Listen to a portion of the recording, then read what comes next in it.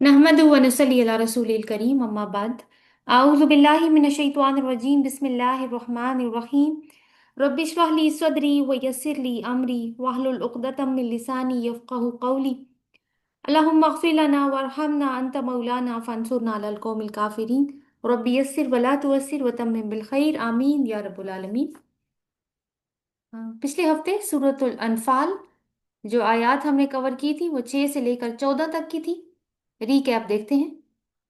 इन आयात में हमने जंगे बदर से पहले और फिर मैदान बदर के अंदर जंग का अहवाल देखा। एक बात तो साबित हो गई कि हुजूर सल्लल्लाहु अलैहि वसल्लम मदीना से अपने असहाब के साथ जब निकले हैं तो उनको अच्छी तरीके से मालूम था कि वो एक बातिल कौम के मुकाबले के लिए जा रहे हैं, और सहाबा इकराम भी जानते थे।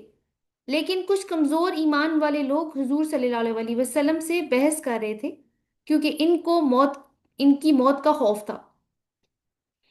इसलिए मुशावरत के वक्त उन्होंने काफिले का पीछा करने की सिफारिश की, लेकिन अल्लाह अपना फैसला दे चुका था कि बातिल पर हक की चोट लगाने का वक्त आन पहुंचा है।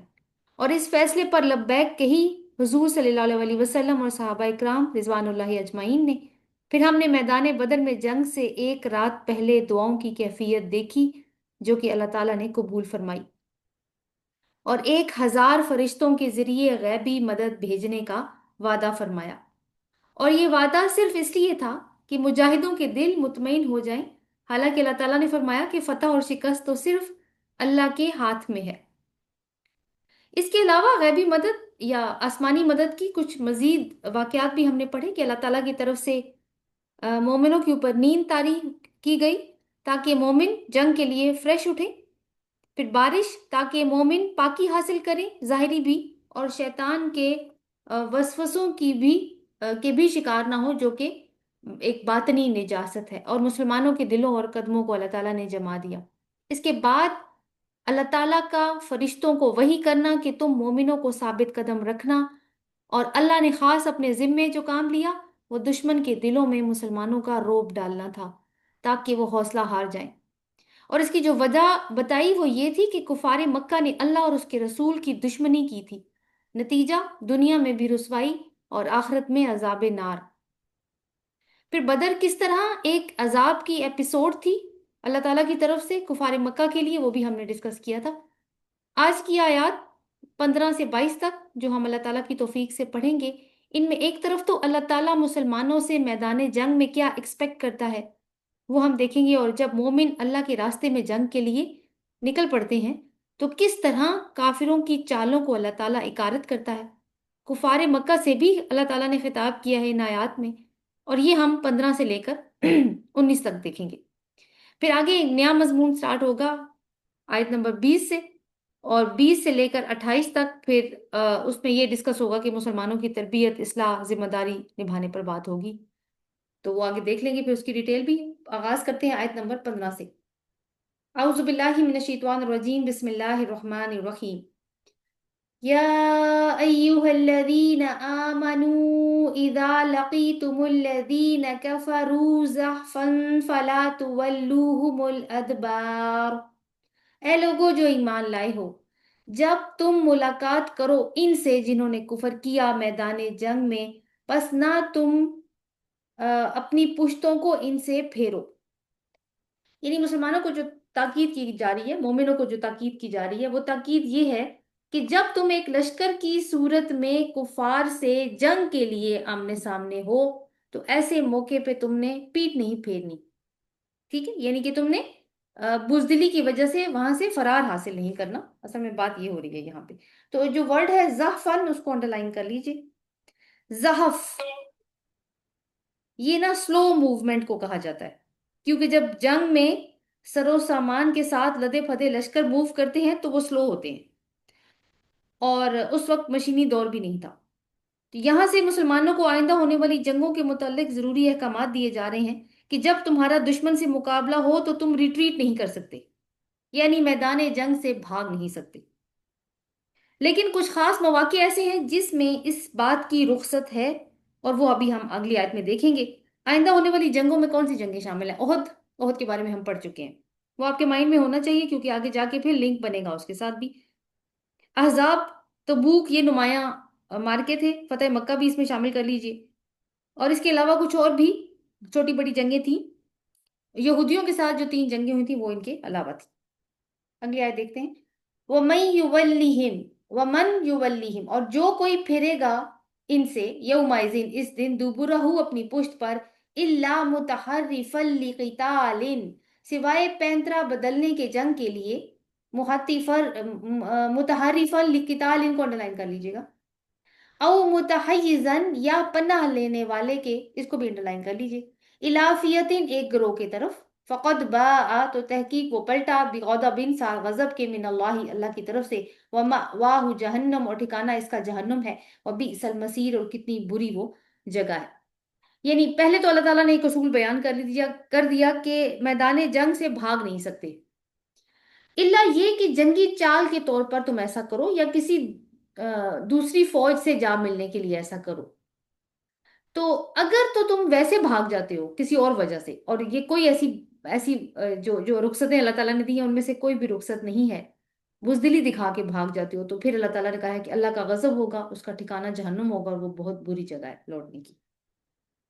لیکن یعنی اصول تو دے دیا پچھلی آیت میں کہ بھاگ نہیں سکتے، لیکن اگر بھاگنا اگر جنگی چال کے طور پر ہو تو اس کی اجازت ہے، جیسے کہ یہ الفاظ آئے نا، متحرفا لقتال، یہ متحرفن کا جو لفظ ہے نا یہ تحریف سے ہے۔ تحریف یعنی پوزیشن کو بدل دینا، تو جنگی چالیں چلیں، دشمن کو دکھائیں کہ ہم بھاگ رہے ہیں، مگر ایک نئی پوزیشن سنبھال کر وہاں سے زوردار حملہ کر کے دشمن کو بوکھلا دیں اور اس کا نقصان کریں، یا پھر اپنی پوزیشن کو مستحکم کریں، تو یہ ایک جنگی چال ہے، اس کی اجازت ہے۔ دوسری صورت ہے متحیزن الی فیتی، متحیزن کا جو لفظ ہے نا وہ حوض سے ہے، مطلب کہ پہلے الگ ہو جانا تاکہ بعد میں پھر اکٹھا ہوا جا سکے۔ تو اس کا معنی بھی یہ ہو سکتا ہے کہ اپنی یعنی بیس کیمپ میں، یا اپنی جو فوج کا بیس کیمپ ہوتا ہے اس میں کوئی پارٹی واپس آئے تاکہ تازہ کمک لے کر واپس جنگ میں پلٹے۔ تو اب یہ جو سچویشنز ہو سکتی ہیں دونوں، یہ کس وقت ہو سکتی ہیں؟ جب بہت زیادہ دشمن کا شدید پریشر ہو جنگ کے اوپر، تو اس میں یہ ہے کہ ایک منظم انداز میں ریٹریٹ کیا جا سکتا ہے، وہ ناجائز نہیں ہوگا، جبکہ اس کا مقصد کیا ہو کہ دشمن کو دھوکہ دے کر اپنی پوزیشن کو مستحکم کرنا یا پھر تازہ کمک لے کر آنا۔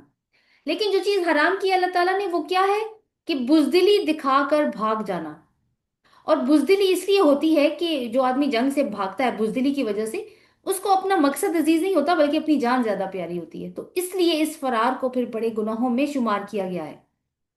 تو رسول اللہ صلی اللہ علیہ وسلم فرماتے ہیں کہ 3 گناہ ایسے ہیں کہ ان کے ساتھ کوئی نیکی فائدہ نہیں دیتی، ایک شرک، دوسرے والدین کی حق تلفی، اور تیسری میدان قتال فی سبیل اللہ سے فرار۔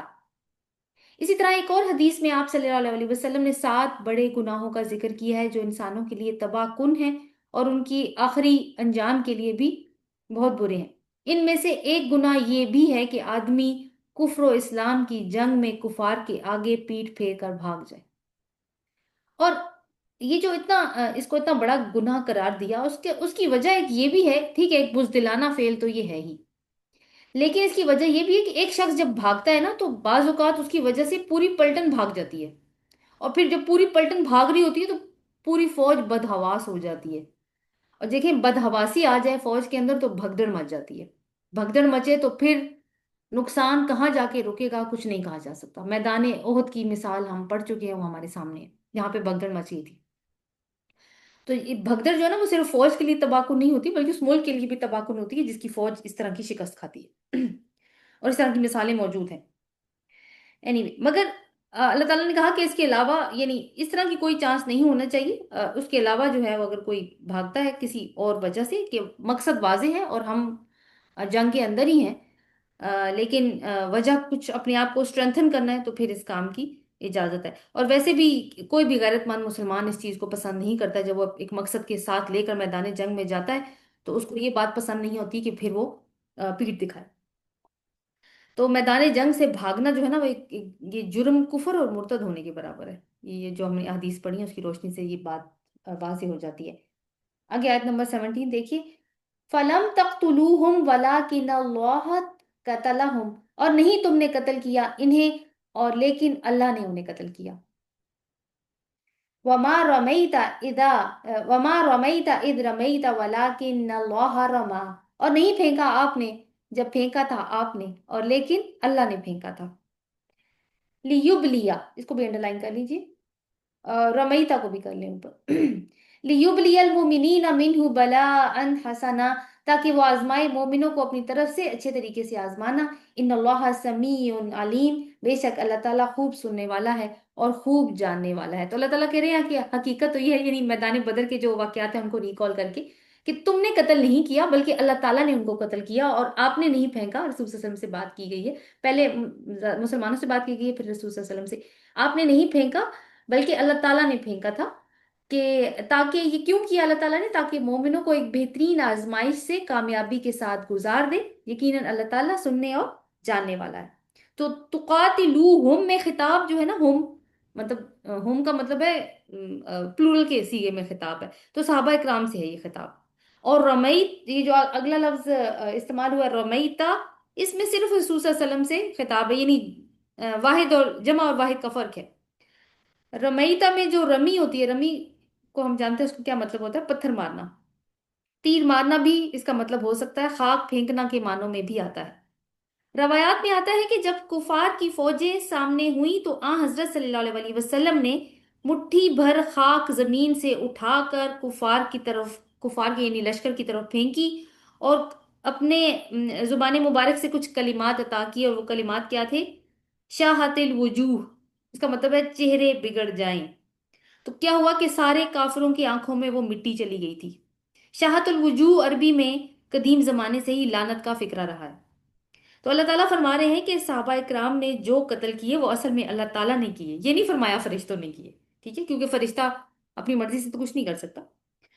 और रसूल सल्लल्लाहु अलैहि वसल्लम ने जो मिट्टी फेंकी वो भी दरअसल अल्लाह ताला ने ही फेंकी, यानी गैबी मदद का हाथ जो अल्लाह ताला का था वो मुसलमानों के साथ था उस दिन। और ये सब अल्लाह ताला ने क्यों किया? ताकि एक तो वो अपनी नुसरत की शान दिखाए, और दूसरा मुसलमानों के जोहर को भी नुमाया कर दे। ये जो लफ्ज आया ना, लियुबलिया, युबलिया, इसका मतलब है, यानी ये इबला से है, इबला, किसी को आजमा कर इसमें से मौजूद अच्छाई को बाहर निकालना, इस मानों में आता है ये।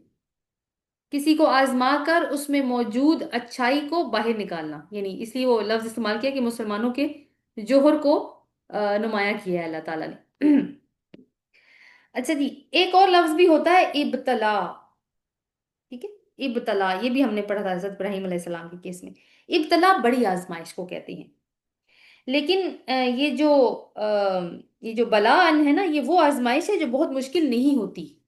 यानी ये जो युबलिया में जो जो आजमाइश है, वो ऐसी आजमाइश है जो बहुत मुश्किल नहीं होती, यानी इतनी बड़ी नहीं होती। तो कहने का मतलब ये है कि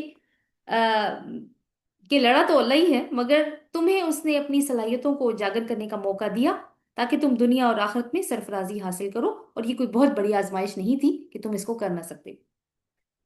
आगे अल्लाह ताला फरमाते हैं अल्लाह समीउन अलीम, कि अल्लाह ताला तो खूब सुनने वाला है और खूब इल्म रखने वाला है। तो ये सिफात मुसलमानों के इत्मीनान के लिए हैं, कि अल्लाह किसी बात से बेखबर नहीं है। वो अपने बंदों की दुआएं जो वो मांग रहे थे उस दिन, जैसे हमने पीछे पढ़ा, वो और फरियादें सुनता है और इनकी जरूरतों को भी जानता है। और बदर में अल्लाह की मदद इस बात का सबूत भी है।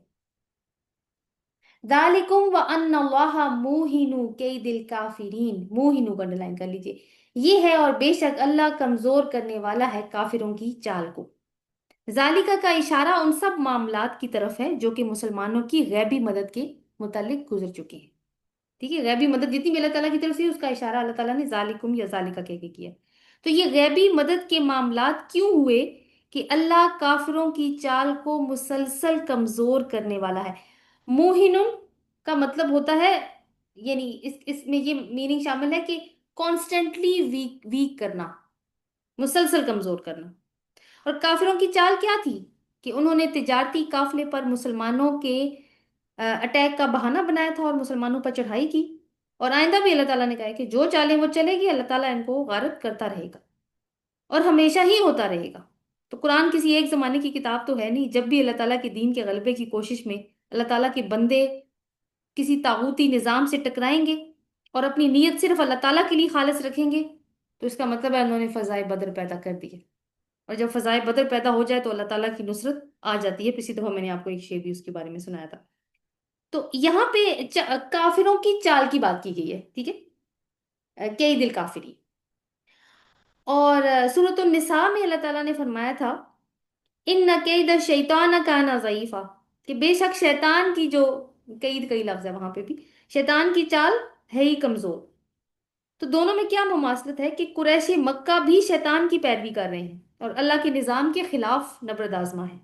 तो अल्लाह ताला इनकी चालों को भी कमजोर करता रहेगा जैसे वो शैतान की चालों को कमजोर करता है। आयत नंबर 19, इन तस्तफ्तिहु फक़द जाअकुमुल फतह, अगर तुम फैसला चाहते हो तो बेशक फैसला तुम्हारे पास आ चुका है। व इन तंतहु, और अगर तुम बाज आ जाओ, फहुवा खैरुल लकुम, तो वो तुम्हारे लिए बेहतर है। व इन तऊदू नउद, और अगर तुम लौटोगे तो हम भी लौटेंगे। वलन तुगनिया अनकुम फियतुकुम शैअम वलौ कसुरत, और हरगिज काम नहीं आएगा तुम्हें तुम्हारा ग्रोह चाहे वो बकसरत हो। व अन्नल्लाह मअल मोमिनीन, और बेशक अल्लाह तो मोमिनों के साथ है। ये जो पहला हिस्सा है इसको देखिए, इन तस्तफ्तिहु फक़द जाअकुमुल फतह, अगर तुम फैसला चाहते हो तो बेशक फैसला तुम्हारे पास आ चुका है। तो कुरैश की चालों को कमजोर करने के बाद अब कुरैश ही से खिताब फरमा रहे हैं अल्लाह ताला कि बोलो, अब क्या कहते हो? तुम यही तो कहते थे ना कि इस जंग में जो जीता वही हक पर समझा जाएगा। तो फतह तो तुम्हारे सामने आ गई है और फैसला तुम्हारे सामने आ गया है। तो कुरैश के जो लीडर्स थे उन्होंने अपनी कसरत तादाद के नशे में इस मौके पे बड़ी बड़ी तकरीरें की थी, क्योंकि इनको अपनी फतह का 100% यकीन था। इस वजह से उन्होंने इस जंग के फैसले को एक कसौटी या क्राइटेरिया ठहरा लिया था, एक मीज़ान ठहरा लिया था कि ये जंग जो फैसला करेगी असल में वही सच होगा और वो इसको तस्लीम कर लेंगे। अबू जहल इस जंग के मतलब इसको बर्पा करने में बहुत सरगर्म था वो। तो उसने जो दुआ मांगी है खाना काबा में, वो सिर्फ उसने अल्लाह से मांगी है। उस बदर के लिए निकलने से पहले किसी बुत से दुआ नहीं मांगी। और वो दुआ क्या थी कि ए अल्लाह, फरीकैन में से जो सबसे ज्यादा कतई रहमी का मुजरिम हुआ, तू कल उसको कुचल डालना। तो कुरान ने कुरैश की इन्हीं तकरीरों और दुआओं को सामने रख कर कहा कि तुम फैसला चाहते थे कि हक पर कौन है और बातिल पर कौन, तो लो, काजी ने फैसला सुना दिया है। आगे देखिए आयत को, व इन तंतहु फहुवा खैरुल लकुम, तो अगर तुम बाज आ जाते हो तो तुम्हारे लिए बेहतर है। यानी नसीहत भी है और वार्निंग भी। मतलब यह है कि बेहतर है कि इन वाकयात से आप सबक लो। अगर ना लिया तो याद रखो कि तुम हमारा कुछ नहीं बिगाड़ सकते बल्कि अपनी ही शामत को दावत दोगे। व इन ताऊदू नाउद, और अगर तुम लौटोगे तो हम भी लौटेंगे। यानी एक आप यानी अल्लाह ताला की तरफ से एक खुली धमकी है, और कि तुमने अगर वापस वही सब कुछ किया जो तुमने पहले किया है, तो भूलना मत कि मैं भी वही कुछ करूंगा, वही सब कुछ करूंगा जो मैंने अभी मैदान बदर में तुम्हारे साथ किया है। जो गैबी मदद मैंने मुसलमानों की और तुम्हारा हशर हुआ, वही होगा दोबारा से भी। और ये धमकी क्यों दी गई? क्योंकि उन्होंने अल्लाह और उसके रसूल की मुखालिफत की थी। वो शाकू का लफ्ज आपको याद है, आयत नंबर 13 में हमने पढ़ा था। तो ऐसी हरकत दोबारा की तो अल्लाह कहीं गायब नहीं है, तुम्हारा सर कुचलने के लिए फिर आ जाएगा। वलन तुगनी अनकुम फियतुकुम शैअम वलौ कसरत, और हरगिज काम नहीं आएगा तुम्हें तुम्हारा ग्रोह अगरचे वो कितना ही बकसरत हो। यानी अल्लाह के मुकाबले में तुम्हारी कोई तदबीर कभी कारगर नहीं होगी।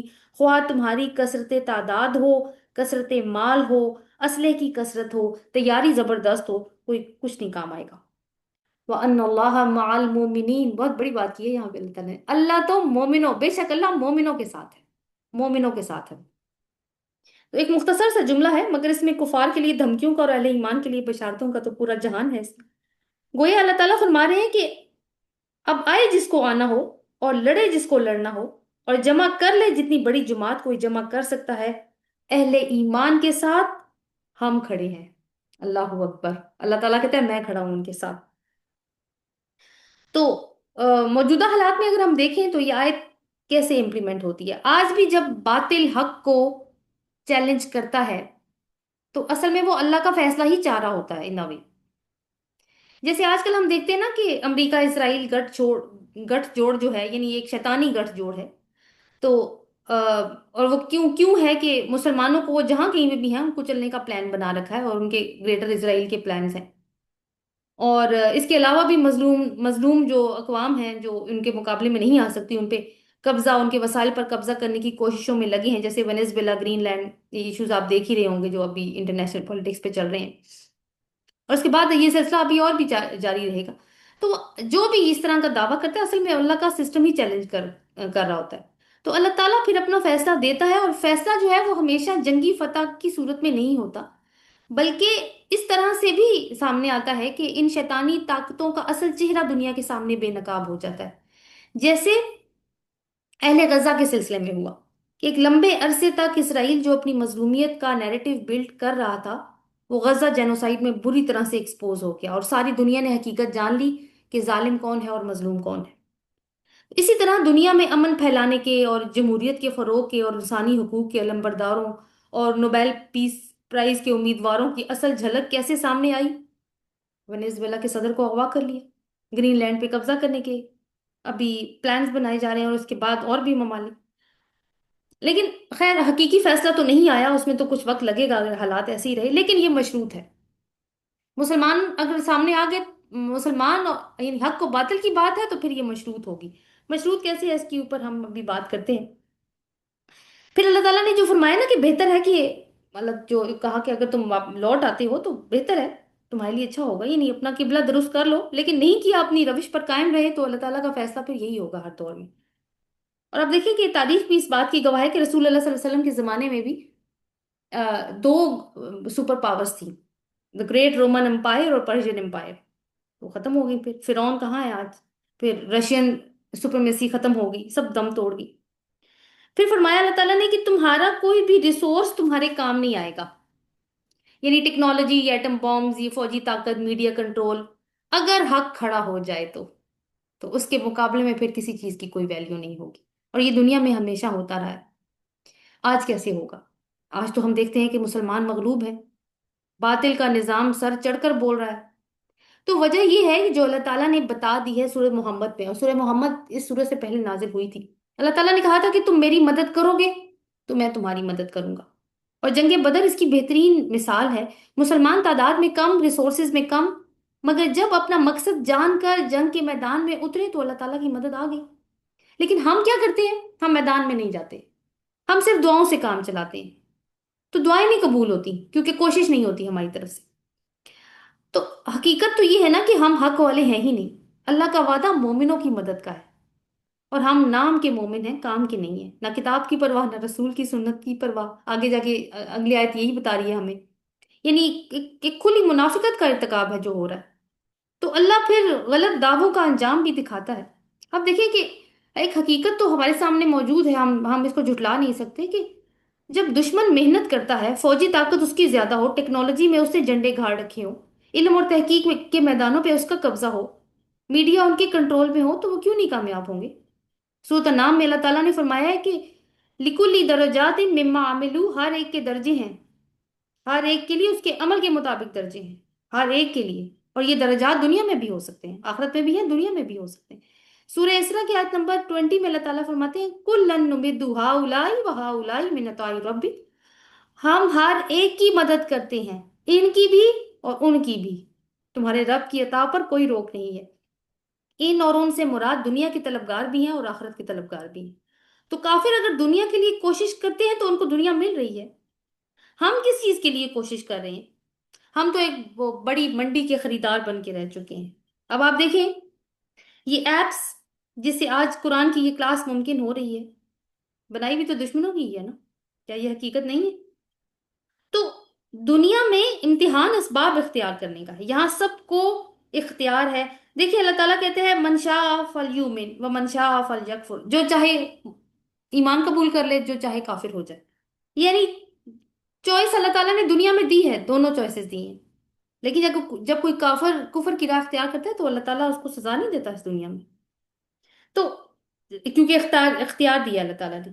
तो मुसलमान जब तक खुद इल्म, तहकीक, मेहनत, नज्म ज़ब्त और सोच के मैदानों में आगे नहीं आएंगे, यही हाल रहेगा। देखिए जब तक دنیاوی طور پر آپ دیکھیں کہ دور خلافت کے خلافت راشدہ کے بعد جب دور ملوکیت آ گیا تو ایمان کے لیول میں تو کمی تب سے ہی آنی شروع ہو گئی تھی، لیکن اس کے باوجود کچھ جو مسلمان پھر بھی غالب رہے، کیونکہ کچھ چیزیں ایسی ان کے اندر موجود تھیں کہ جو ان کو غالب کیے ہوئے تھی۔ لیکن آہستہ آہستہ جب کیا ہوا کہ بالکل ہی عیاشیوں میں پڑ گئے، تو عیاشیوں میں جب پڑ جائیں تو صرف کمزوری آتی ہے، اور آج تک موجود ہے یہ ہم۔ تو پھر سلوشن کیا ہو سکتا ہے؟ تو یہ سلوشن پھر ان کے لیے ہے جو ایمان کے دعوے دار ہیں، کہ ایمان آخرت کی کامیابی کی ضمانت تو ہے، مگر عمل کے بغیر نہیں ہے۔ اور آج عمل اسباب اختیار کرنا ہے ایمان کی تجدید کے ساتھ، کیونکہ مومن اسباب بھی جب اختیار کرتا ہے نا تو اللہ کے نظام کو نافذ کرنے کے مقصد کے لیے اختیار کرتا ہے۔ تو جو ایک طرف اور اللہ کا نظام کیا کرتا ہے کہ دنیا میں عدل قائم ہوتی ہے، عدل قائم ہوگا، اصلاح ہوگی، ہر ایک کو اس کے حقوق ملیں گے، اور دوسری طرف آخرت کی کامیابی کی ضمانت بھی ہے۔ تو مومن اور کافر دونوں اسباب اختیار کرتے ہیں، لیکن فرق نیت کا ہوتا ہے۔ مومن اسباب اختیار کر کے بھی ان پر بھروسہ نہیں کرتا، توکل کہاں پہ کرتا ہے؟ وہ اللہ پہ، جیسے ہم نے آیت نمبر 2 پہ پڑھا تھا۔ اور آخر میں اللہ تعالیٰ نے آیت کے بتا دی نا کہ اللہ مومنوں کے ساتھ ہے۔ تو اگر آج ہمارے ساتھ نہیں ہے وہ، تو سیدھی سیدھی بات ہے پھر کہ ایمان پہ سوال ہے پھر ہمارے۔ اور مومن کون ہے یہ بھی ہمیں اللہ تعالیٰ شروع سے ہی بتا چکے ہیں کہ اصل میں مومن ہیں کون۔ تو اس کرائٹیریا کے اوپر بھی ہم نے اپنے آپ کو رکھ کے دیکھ لینا ہے۔ اگلی جو آیات ہیں وہ 20 سے 28 تک کی ہیں، اور ان میں جو نکات ہم انشاءاللہ ڈسکس کریں گے، وہ نمبر 1 تو یہ ہوگا کہ مسلمانوں کی تربیت اور اصلاح، تزکیہ اور تنسیق، ان کی جو ڈسپلن ہوگا ان کا، اس کا سارا مضمون جو جو پیچھے سے بھی چل رہا ہے، اسی سے اگلی آیات بھی کنیکٹ کریں گی، یہ جو جنگی پروٹوکولز کی بات ہوئی۔ پھر یہ ہے کہ مسلم معاشرے کو تنبیہ کی گئی ہے کہ اپنے گرد و پیش کے ماحول سے آگاہ رہو۔ معاشرے کی برائیاں اور بھلائیاں پورے معاشرے پر ایک طرح سے اثر ڈالتی ہیں۔ مثلا اگر لوگ معاشرے میں فتنہ پھیلانے کی کوشش کریں اور ان کا ہاتھ نہ پکڑا جائے تو معاشرے میں فتنہ پھیل جاتا ہے، تو پھر اس فتنے کی لپیٹ میں وہ لوگ بھی آ جاتے ہیں جو اس فتنے کو پھیلانے کے لیے ذمہ دار نہیں ہوتے۔ پھر یہ ہم دیکھیں گے کہ اللہ اور رسول کی اطاعت پر جم جاؤ، یہ حقیقی زندگی کی دعوت ہے۔ جو لوگ پیغمبر کی دعوت سن کر بھی اپنے دلوں کو نہیں کھولتے، ان کے اور ان کے دلوں کے درمیان اللہ کا قانون حائل ہو جاتا ہے، اور پھر وہ دل ہمیشہ کے لیے بند ہو جاتے ہیں۔ اور پھر یہ بھی کہ اپنی ذمہ داری نبھاؤ، خیانت نہ کرو، ایسا نہ ہو کہ دنیا کے فتنے تمہیں تمہارے مشن سے روک دیں۔ تو آیت نمبر 20 دیکھتے ہیں۔ یا ایوہ الذین آمنوا اطیعوا اللہ ورسولہ، اے لوگو جو ایمان لائے ہو، اطاعت کرو اللہ کی اور اس کے رسول کی۔ ولا تولوا عنہ، اور نہ تم منہ پھیرو ان سے۔ وانتم، جبکہ تم تسمعون، تم سن رہے ہو، یعنی سن رہے ہو تو پھر کیا کرو؟ اطاعت کرو۔ کس کی اطاعت کرنی ہے؟ اللہ کی اطاعت کرنی ہے اور رسول کی اطاعت کرنی ہے۔ تو 20 سے 24 تک جو ہے نا وہ سمع و اطاعت کی اہمیت کے اوپر ہی بات ہوگی۔ تو ایمان والوں سے خطاب ہے، لیکن یہ ڈائریکٹ خطاب تو ایمان والوں سے ہے، لیکن روح سخن جس کو کہا جاتا ہے نا کہ سنوایا کس کو جا رہا ہے، وہ نہیں کمزور یا منافق قسم کے جو لوگ ہیں ان کو سنوایا جا رہا ہے، جن کا ذکر ابھی ہم یعنی چلتا چلا آ رہا ہے اس سورہ میں۔ تو قرآن کا انداز یہ ہے کہ وہ منافقین کی غلطیوں پر گرفت تو کرتا ہے، مگر منافقین کو ایکسپوز نہیں کرتا، تاکہ اگر وہ اپنی اصلاح کرنا چاہیں تو کر لیں۔ تو حکم کیا دیا جا رہا ہے کہ اللہ کی اطاعت اور رسول کی اطاعت کرو، پریکٹیکل سٹیپس اٹھاؤ، فتح حاصل کرنی ہے تو۔ اطاعت کا مطلب ہے جو حکم دیا جا رہا ہے اس پر عمل کرو اور اسے اعراض نہ کرو۔ یہاں پہ ایک لفظ دیکھیے، ایک کلمہ ہے انہو۔ انہو، ہو کی ہو جو ہے نا وہ ضمیر ہے، اور یہ ضمیر کسی ایک کی طرف اشارہ کرتی ہے، سنگولر ضمیر ہے۔ تو ہونا تو کیا تھا؟ پیچھے کہا اللہ کی اطاعت کرو اور رسول کی اطاعت کرو، تو یہاں پہ پھر انہما ہونا چاہیے تھا نا، کہ تم منہ نہ پھیرو ان دونوں سے، لیکن کہا کیا ہے؟ انہو۔ تو یہ سنگولر ضمیر کیوں استعمال کی ہے؟ یہ اصل میں یہ بتاتی ہے کہ کیونکہ لوگ جو ہے وہ سنتے تو صرف رسول کو ہی ہے نا، ٹھیک ہے، یعنی قرآن بھی جب سن رہے ہیں تو صرف رسول صلی اللہ علیہ وسلم کی زبان مبارک سے سن رہے ہیں۔ تو یعنی اللہ تعالیٰ نے کہا جب تم سن رہے ہو، کیونکہ آگے کہا نا اللہ نے جب تم سن رہے ہو، تو سنتے کس کو تھے؟ صرف رسول اللہ صلی اللہ علیہ وسلم کو، تو اس لیے ضمیر کا رخ جو ہے وہ رسول صلی اللہ علیہ وسلم کی طرف جائے گا۔ اور ویسے بھی قرآن خود کہتا ہے کہ جس نے رسول کی اطاعت کی اس نے اللہ کی اطاعت کی. اور اطاعت کیسے ہوگی؟ سن کر. رسول کی بات پوری توجہ سے سنو. جنگ کی حالت میں ڈسپلن کی ضرورت ہوتی ہے، اور وہ کیسے قائم ہوگا؟ کمانڈر کی بات کو غور سے سن کر اور عمل کر کے. اسی سماعتات کی پریکٹس باجماعت نماز میں بھی موجود ہے. امام اونچی آواز سے کمانڈ کرتا ہے اور مقتدی اس کو سن کر فالو کرتے ہیں. دیکھ کر تو نہیں کرتے نا. ٹھیک ہے، امام آگے کھڑا ہوتا ہے، مقتدی پیچھے کھڑے ہوتے ہیں، دیکھتے تو نہیں ہے سب، ہر ایک کا دھیان نیچے، یعنی آگے اوپر تو نہیں ہوتا، نیچے دیکھتے ہوتے ہیں سب، نگاہیں نیچے ہوتی ہیں، لیکن آواز کو فالو کر رہے ہوتے ہیں. تو یہ روز کی ایکسرسائز ہے. تو لب لباب یہ ہے کہ رسول صلی اللہ علیہ وسلم کی بات سنو غور سے اور اطاعت کرو. آج رسول صلی اللہ علیہ وسلم تمہارے اندر موجود ہیں، اور تم میں سے بہت سو کا حال یہ ہے کہ بات سن کر بھی غور نہیں کرتے. تو کل جب رسول صلی اللہ علیہ وسلم موجود نہیں ہوں گے تو پھر تمہارا کیا حال ہوگا؟ اور اطاعت کا اپوزٹ اعراض ہوتا ہے. اگر اللہ اور رسول کی اطاعت نہیں کی تو پھر تم نے کیا کیا؟ تم نے اعراض کیا. 21 دیکھ لیتے ہیں. وَلَا تَكُونُوا كَالَّذِينَ، اور نہ تم ہو جاؤ ان لوگوں کی طرح جنہوں نے قالوا کہا تھا سمعنا ہم نے سنا، وَهُمْ حالانکہ وہ لا يسمعون نہیں وہ سنتے. تو یعنی ان لوگوں کی طرح اللہ تعالیٰ مسلمانوں کو کہہ رہے ہیں کہ نہ ہو جانا جو کہتے تھے کہ ہم نے سنا لیکن وہ سنتے نہیں تھے. اب یہ کون لوگ ہو سکتے ہیں؟ تاریخ کا ایک ریفرنس یہاں پہ دیا جا رہا ہے اور ہم اس کو پڑھ چکے ہیں، تو اس لیے دھیان اس طرف چلا جاتا ہے کہ کس نے کہا تھا ہم نے سنا اور وہ نہیں سنتے تھے؟ وہ یہودی تھے. تو ان منافق یا ضعیف الایمان مسلمانوں کو بتایا جا رہا ہے کہ رسول کی بات نہ سن کر تم یہود کی پیروی کر رہے ہو. ایمان کا دعویٰ ہے تو اس مغضوب علیہم قوم کے نقش قدم پر مت چلو. آج ہم کس کی اطاعت کر رہے ہیں؟ کس کے نقش قدم پر چل رہے ہیں؟ اللہ اور اس کے رسول کی، یا اس قوم کی جو مغضوب علیہم ہے؟ آیت نمبر 22 دیکھتے ہیں. ان شر الدواب عند اللہ الصم البکم الذین لا یعقلون، بے شک بدترین جاندار اللہ کے نزدیک وہ بہرے گونگے ہیں جو عقل سے کام نہیں لیتے. تو ابھی جو ایک طرح کی سرزنش چل رہی ہے، یعنی ڈانٹ اور غصے کا جو انداز ہے وہ یہاں پہنچ کر کافی نمایاں ہو گیا ہے. تو اللہ تعالیٰ کے نزدیک بدترین جانور کون ہے؟ یہ کوئی مویشی نہیں ہے بلکہ انسان ہے. وہ بھی کیسے؟ جو بہرے ہیں اور گونگے ہیں اور عقل سے کام نہیں لیتے. مطلب یہ ہے کہ اگر تم رسول کو سن کر انسنا کر رہے ہو اور عقل اور فہم سے کام نہیں لے رہے تو اللہ کے نزدیک تم بدترین جانور ہو. خالی جانور نہیں ہو، بدترین جانور ہو. اور جو گروہ بھی یہ روش اختیار کرے گا اللہ کے ہاں وہ انسان ہونے کے لیول سے گر چکا ہے. وہ بس دو ٹانگوں پر چلنے والا جانور ہے، وہ بھی بدتر. کیونکہ جانور جو ہے نا وہ اپنی فطرت پر ہوتا ہے، لیکن انسان جانوروں کے لیول سے نیچے گر کر اپنی فطرت کا بھی انکار کر دیتا ہے. اللہ تعالیٰ نے انسان کو عاقل مخلوق بنایا ہے، اور عقل کرنے کا سب سے بڑا ذریعہ سماعت ہے، سننا. یہ فیکلٹی دی ہے اللہ تعالیٰ نے انسان کو. تو مومن جب سنتا ہے رسول کی بات تو کیا کہتا ہے؟ سبینا و اطعنا، ہم نے سنا اور ہم نے پیروی قبول کی. یعنی سنا اور کیا کہا؟ پیروی قبول کی. سن کر بولا ہے نا. اور الفاظ یا جو قول یا بات ہوتی ہے وہ عقل اور فہم کی نشانی ہوتی ہے.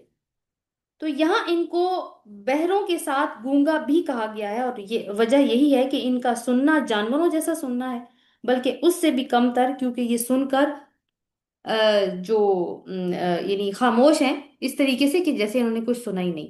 تو نہ حق سنا نہ حق بولا. تو سننے کے 4 درجے ہوتے ہیں عمل کے حوالے سے. نمبر 1، کان سے آواز کی لہروں کا ٹکرانا مگر بات یا ان آواز کی لہروں کی کوئی سینس نہ بننا.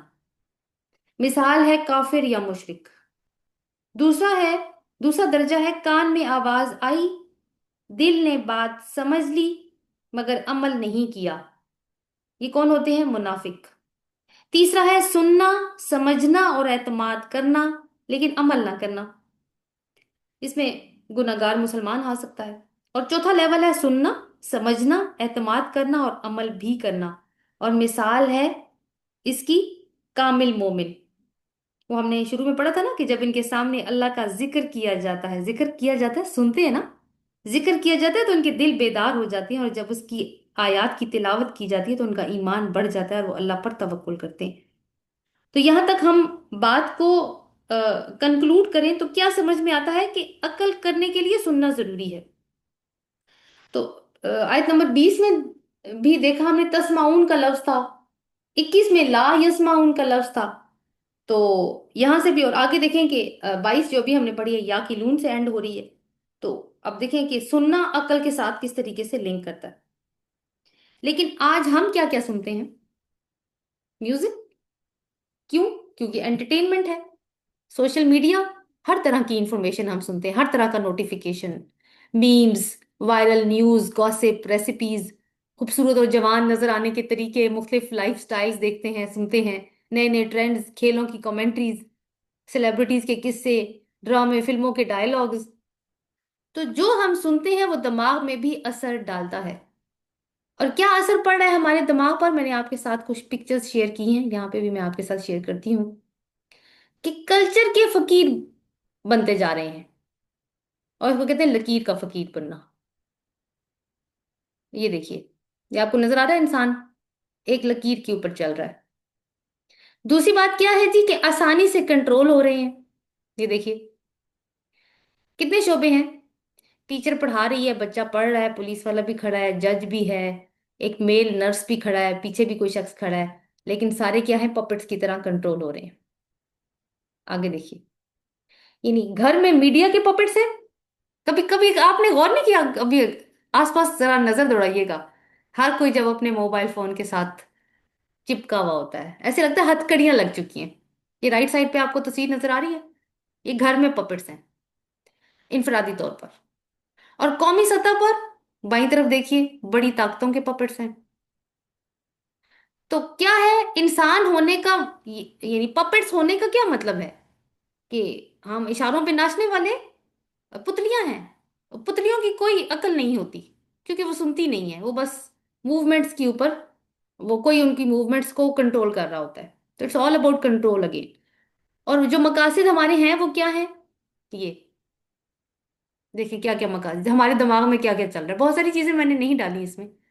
ہمارے دماغ میں ویکیشن، نئے نئے کپڑے، جوتے، زیادہ پیسہ، خوبصورت گھر، نئی نئی گاڑیاں، بینک بیلنس، اچھا کھانا، انٹرٹینمنٹ، نئے نئے گیجٹس خریدنا۔ تو جتنی بھی عقل استعمال ہو رہی ہے وہ بس اسی دائرے کے اندر ہو رہی ہے، یعنی عقل کا استعمال ہم نے چھوڑ دیا اور ہم جانوروں کے لیول پر آ چکے ہیں۔ جانور کس لیول پہ جیتے ہیں؟ کھایا پیا، کسی کوئی گھر بنا لیا، چھت، کوئی جگہ، یعنی سر چھپانے کی کوئی جگہ ڈھونڈ لی، بچے پیدا کیے اور بس گزر گئے۔ تو اگر اطاعت کا جذبہ ہوتا تو اللہ اور رسول کی بات سنتے اور کچھ ہوش کے ناخن لیتے۔ اللہ تعالیٰ ہمیں ہوش کے ناخن لینے کی توفیق عطا فرمائے، آمین۔ یہیں تک ہمارا لیسن تھا۔ سبحانک اللہم و بحمدک، نشہد ان لا الہ الا انت، نستغفرک و نتوب الیک۔ آمین۔ السلام علیکم ورحمۃ اللہ وبرکاتہ۔